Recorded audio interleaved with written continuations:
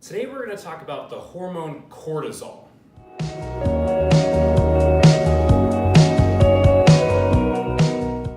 So what is cortisol? Now cortisol is our stress hormone. So it comes out in a response to a stressful situation, so that fight or flight response. So it causes your blood pressure to rise, your heart rate to rise, it causes you to be alarmed. So it's a very necessary hormone in our physiology to keep us protected. You know, it originally was meant so a stressor comes up and then we raise our cortisol, we can respond to that stress. The problem is nowadays with our lifestyle choices, we tend to see those stressful situations all the time, and thus we see high cortisol all the time. So here's an example of what a cortisol level should look like. This green line here that goes up, we see it kind of raise up right in the beginning part of the day and then steadily decline and then maybe raise up just a little bit in the afternoon and then slowly go off here. But a lot of times what we'll see is something similar to this red line, where we'll see it raise up very quickly, and a lot of times we'll even see it stay high all throughout the day.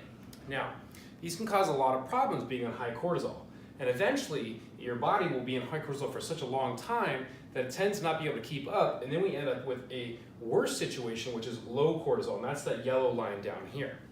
So what are the type of things that could cause us to be in that overstress situation? We got this picture here from Strong Medicine. It's a great book, it's a good read if you ever have a chance. But it kind of talks about how, if this is your bucket, this is how much stress you can handle. We see it filled up with work stresses, just the mental, emotional stresses there. Your bad diet, we see if you're eating foods you're allergic to, sensitive to, overly processed food, they can cause inflammation and cause stress on your body. And then we also see not recovering enough, that poor sleep adding stress.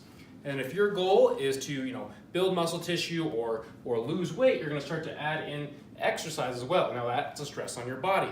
Now we start to see that bucket be too full. Now this is what can cause your body to start to have too high of cortisol. So the symptoms for that are going to be stuff like high blood pressure, that tired and wired feeling. We can start to see some weight gain. You're not sleeping well enough. These are going to be the symptoms of those high cortisol. Eventually, that's going to cause so much stress over time that your body's not going to be able to keep up, and you end up in low cortisol. Here's when we start to see some cravings like sugar, but you'll notice a lot of these symptoms are very similar to the high cortisol symptoms. Now, once we find out that something's off, we need to give you a solution to fix those problems. But we need to find out, are you in high cortisol or low cortisol? So that's where our testing comes in. So I'll send you over to Endomath, and you can buy our stress profile. Now, that's going to give you a graph that looks just like this, and it'll kind of tell you, are you on the high end or are you on the low end? Because based on that, it's going to be very important what type of supplementation we give you, and then what type of exercise as well. So exercise can play a huge role into here on where your cortisol is sitting. So eventually, we can get you sitting with a profile that looks more like this one over here, where your work stresses are lower, your diet stresses are lower, you're recovering well enough, and you can start to add in exercise so you can start to see that your goals be achieved.